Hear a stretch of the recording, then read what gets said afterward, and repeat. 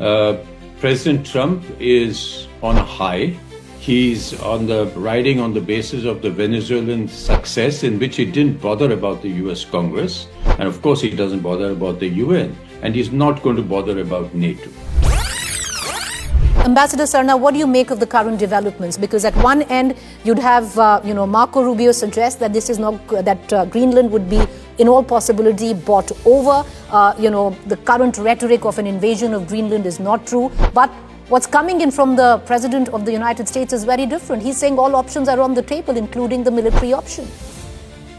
Well, I think, thank you, Preeti. I think there is a lot of daylight between all the statements that are coming in. And frankly, at the moment, I think you're asking me to predict the unpredictable. President Trump is on a high. He's riding on the basis of the Venezuelan success, in which he didn't bother about the US Congress. And of course, he doesn't bother about the UN. And he's not going to bother about NATO. He's enjoying playing commander-in-chief. He knows there can be no military opposition if he wants to do it, and he'll handle all the problems later. They may not use it ultimately because, frankly, they don't need to use military force.